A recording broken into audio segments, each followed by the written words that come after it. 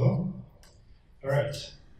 Hey everyone, I'm Daniel. I'm co-founder and CEO of Branch, and let me tell you that really happy to be here because we're hiring a lot, so you can come meet me afterwards. Okay, so Branch, we, like Angela mentioned, we are a Android-based machine learning powered financial service company for emerging markets. And there's a couple of things I really want to highlight here. Number one is machine learning powered. So we started in 2015, and this was back when the AI craze was happening. And the AI craze really overtook us. So we use machine learning for all kinds of things on the business. So obviously a lot of credit scoring, but a lot of it comes with just our own decision making, a lot of it comes with customer service and operations. So it's something that we take really, really close to heart. Second thing is emerging markets. So we are emerging markets focused, so that means not only Africa, but we are planning to launch in Asia and then Latin America. We just launched in Mexico a couple months ago. So we really want to focus on, like Angela mentioned, that international market of people that are, rising middle class, recently urbanizing, between young population that are digital natives that got their first smartphone within the last 2 or 3 years. We think that that is a huge market for a company like ours. And the last thing I want to highlight is financial services. So right now we offer loans, but we want to do more than that. So we want to do more than credit. So we're thinking about savings products, whether it be insurance, whatever it is, we want to explore it so that we can offer our customers financial service provider for their entire lives, not just for credit. So, like you might have heard, Branch is basically based right now. It's good. So Branch gives credit based off the smartphone data that we capture when the user downloads the app. So what actually happens is when the user downloads the app, we take data from the phone, we put that back up to our machine learning algorithms, we provide a credit score, and therefore from that data we can get a pretty accurate credit score, pretty good idea of the credit earners of that borrower. So what that allows us to do is underwrite a set of customers that previously had no credit history. So it allows us to really expand that access to financial access beyond just what traditional institutions might do. Some key milestones for us. So we launched in March 2015. We launched in Kenya. So I was living in Kenya at the time. We launched a very, very poor version of an app that was a poor user experience. I was I'm a PM, so I was ashamed of it, but that's what they say that you have to do. So we did that, and we were really shocked by the amount of traction that we got. So I remember my first night where we had a releasable app, I was like, oh, I'll just demo it. So I put it up on the App Store. I said, well, I'm just going to run a little bit of Facebook ads, see if anybody downloads this thing. I woke up the next morning, there was like 1,500 people that wanted a loan, and I was shocked. And I was like, it's like me and 2 other people, and we were like, what are we going to do with all these people that want loans? So right off the bat, we just knew that there was a lot of traction that we had in Kenya that we could get. So we tried to put together a company really quickly, and we were able to get some success there. And we raised a Series A in December 2015. We were really lucky to get Andrews Horowitz as our lead investor for that investment. After that, we launched in Tanzania in November 2016, and Nigeria in February 2017. So we really wanted to be more than just a Kenyan company. We wanted to be beyond just using a payslip for our loans. So we closed the Series B in 2017. That was with Trinity Ventures, and launched in Mexico 4 months ago. So we've really been trying to expand the footprint of our service beyond Africa. So Mexico, and we're hoping to launch in India sometime in the next 5 to 6 months. Some key achievements. So right now we've dispersed over 6 million loans. So the average loan size right now is probably between $20 and $40. So you can think of it as like, a small consumer loan. So you can think of it like a loan that you might use sort of like for like a digital credit card. So you can think of it not necessarily as like a loan that you would get to buy a car or something like that, but you can think of it as something that ties you over in a mid-month cycle. We've dispersed over $100 million. We have over 1 million customers. We're one of the top finance apps in Africa, so we're a top 5 app in Kenya, we're a top 5 app in Tanzania, we're a top 10 app in Nigeria. And Nigeria has 200 million people, so we've gotten a lot of success with we've had. We raised $9 million in debt and equity.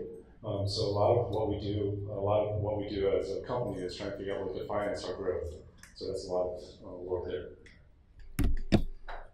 Okay, so since this is a PM and Dev's presentation, I wanted to go into the app a little bit, just kind of explain how it works and just what a consumer must look like. And it's not really available for people in the US, so this might be the first time that you're really seeing the experience. First, let's talk a little bit about customers. So like I mentioned, our customers are younger, so they're usually between the ages of 20 and 40, most of them are between 25 and 35. So this will make them a lot more digital native. So most of them have, familiarity with WhatsApp, Facebook. WhatsApp is huge amongst our population, so they're very used to chatting. They're very used to using their smartphone in their daily lives. They love social media. Most of them are small business owners, and a lot of times when you talk about small business owners here, you think about, oh, they own a taco stand on here or whatever. But in a lot of our markets, most people are trying to diversify their small businesses. So you'll find someone that has a chicken business, but also a restaurant, and also a driving business or a delivery business. So people like to diversify their income streams. So when I say small business, I generally mean that they are doing one of those things or multiple of those things. Most of our customers are more concerned about speed over cost. So a lot of times when you have great credit markets like you have in the US, you really focus on interest rate. Oh, this person is giving me a 14% APR versus 20% APR. I'll go with 40% APR. Like most of our customers don't care about that. Most of our customers care, okay, when can I get the money? And it's going to be reliable, it's going to be fast. Most of our customers care about from word of mouth. So we have a lot of great recommendations from friends that drive people to download the app. So most of the people that we say, they might see an ad, they might hear a radio ad, they'll download, and they might see a digital ad, but most of them won't download the app until someone has told them about it. So some of the challenges that we face when we are working in markets that we work, number one is the consumer attitude and familiarity with the service like this is completely different than you would find in the US. So I just like to kind of go through a little bit of some of the things that we face. Number one is most people really don't believe that an app will give you money when they first hear about it. So we go, we're in Tanzania, we say, hey, did you know that you can get this app? Most of the time people think that you're trying to scam them. There's some sort of thing that you have some sort of angle that they don't really get. So there's definitely a lot of trust that you have to overcome there. There's also, I think, a lot of attitudes around long-term building of credit that people don't understand. So a lot of times it's kind of like, oh, this app gives you free money, but you actually have to pay it back. There's a little bit of a lack of, so from there, that concept of building up your credit score to try and get more money or to try and have this line of credit for you at the time of need later on. Not only that, there's a lot of differences across emerging markets that we have to deal with. So we're in Kenya, we're in Tanzania, we're in Nigeria, and Mexico. There's a lot of practical things that we deal with, like different payment networks. So in Kenya, you have a mobile money provider that provides a really easy way to send money back and forth. But in Nigeria, most of the transactions don't banks. Same thing with Mexico. So a lot of the systems that we build, a lot of things that we think about are how we scale with different infrastructure. It's not only about infrastructure, but it's also a lot of what we think about is, the attitudes. Like you'd be shocked to see what the conversion rates are, permission screen, how they differ from one country to the next. So in Nigeria, people are super, super suspicious. So when you put up a permissions request screen, a lot of people don't like to click through until you really, really urge them. When in Kenya, no one really cares, everyone just accepts it. So a lot of that is some things that we deal with. Lacking inconsistent infrastructure is something as well. So most of the phones that we work with are $40 to $50 phones, so they're really short on memory. Like a lot of times the downloads don't work because they don't have a space on the phone, or the phone can't use a lot of memory. A lot of things that we do also have to deal with really poor internet connections. So a lot of the data that we have to. Sorry. Exactly. So a lot of the things that we have to do in the app is to make sure that we're okay with losing connection to the internet. A lot of times people don't even like to pay for mobile data. They want to go to a place where there's a Wi-Fi connection. So they're trying to figure out ways to sort of just figure out how to deal with that.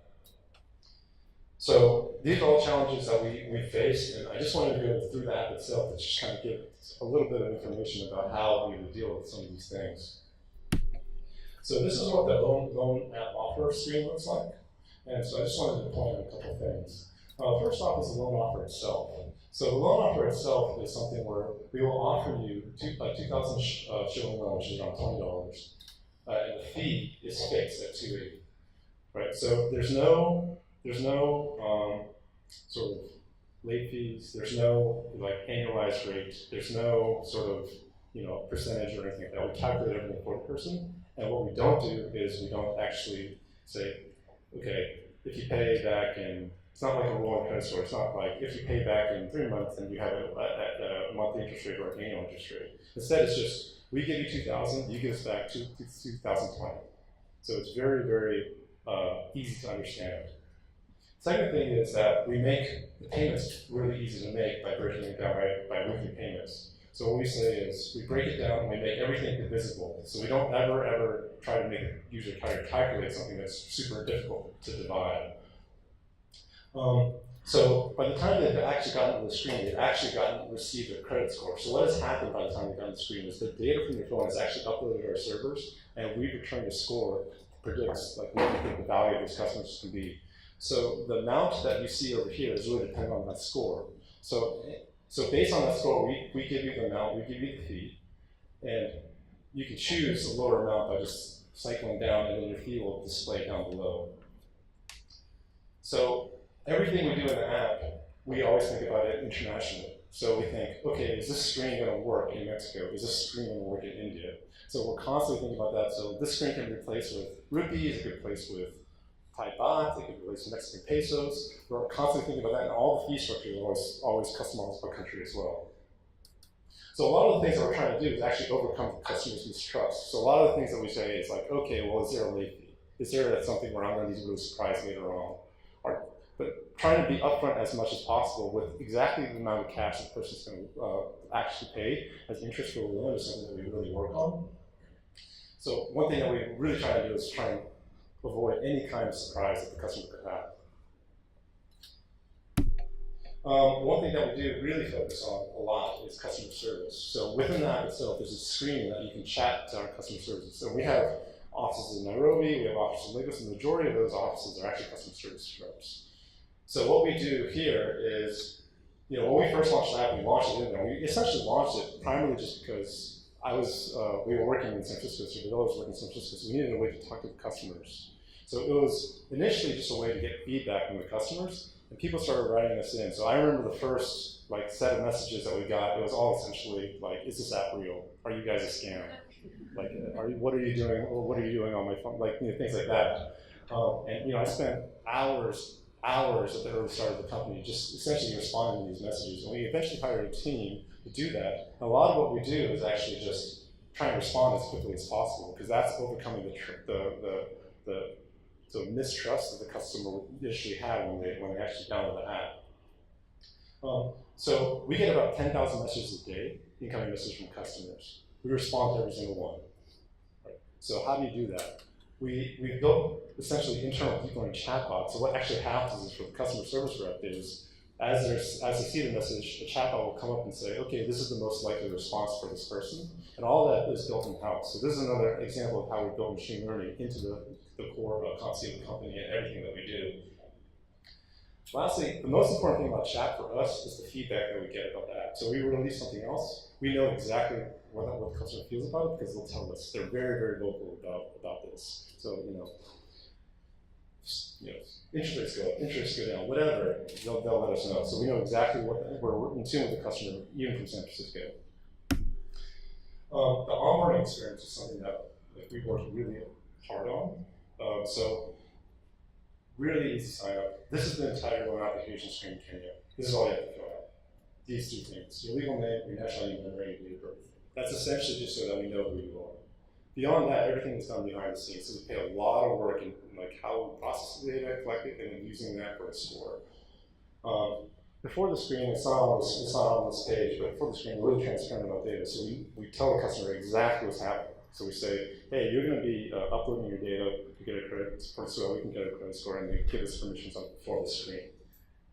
No passwords. So basically the way that you authenticate is just using the WhatsApp method. You just put in your phone number and you get SMS, and we're usually able to read the SMS right off the bat. So there's no passwords, nothing to remember there. So a lot of what we do, a lot of what we're working on is trying to keep this as light as possible. And you guys all work in fintech, so there's obviously a huge fraud component to what we do. So the feedback that you get from the local team that we work with our data science teams to give local context on the fraud we see is a huge thing that we spend a lot of time and investment on. So this is what a screen looks like if we think they might be a fraudulent borrower. The phone itself gives us really unique data sets, so that gives us the ability to fight fraud in a lot of different ways that I think a lot of traditional fintechs and financial services companies don't really do. A lot, obviously, with machine learning, we use a lot, as a machine learning company, we use a lot of different techniques in here to actually fight fraud.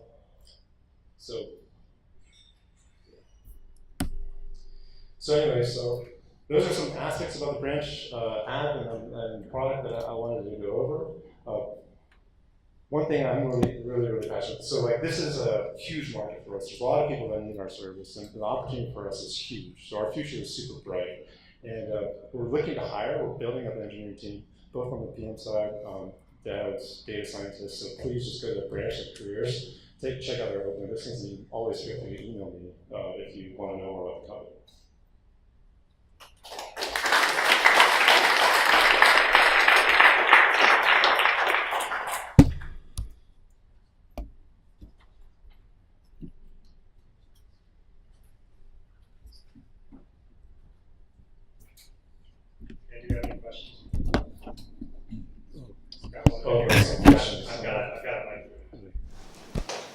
How did you come up with the fee?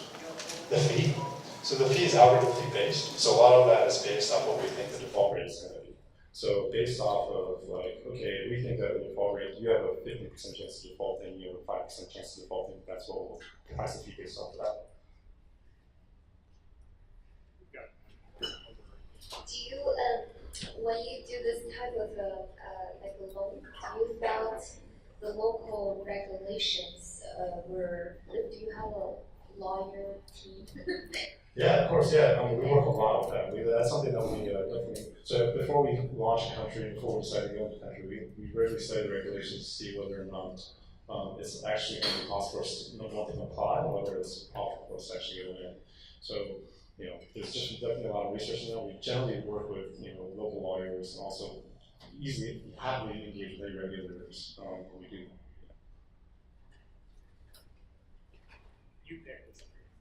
Yeah, please. So do you use your own capital, or do you? Yeah, so it's a combination. So although we launched a company, we launched with our own capital, but then as the company grows and we have a portfolio that we think that debt investors get interested in, then we can raise debt. So one of the things that we've done that I think are really exciting and really innovative is issuing local currency commercial paper. So we actually have a branch bond that we've issued to the Kenyan public. It's actually really quite popular. It sells out. So, we get that from the local capital markets. We borrow in Kenyan shillings, and we use that in the portfolio. That's one of the things that we do. And we've also taken loans from U.S. investors as well. Okay. And one follow-up question. Sorry. How do you get permission to get the data from the customers? So that's part of the actual onboarding flow. So, we'll show that screen. So basically, what happens is there's a page that says, "Will you give us permissions for this?" They press accept, and they accept it on the phone. One more, please. Yeah, hi. So as people pay these loans back, do you have a way to perhaps graduate them to maybe lower interest rates, or maybe integrate them to more mainstream credit? So obviously the data is progressive. So when you first actually come onto this platform, yes, you can make a good credit score based off the data from your phone. But as we see over a month, 3 months, 6 months, then you really get to know your customer. Not only do you see the data that you collect from progressively, but also the repayment data, and also how you handle the different amounts. So one of the things that we might do is just, as we see better repayment, we might see a higher loan amount, a longer term, and a lower interest rate. Awesome. Thanks so much, Ian. Thank you.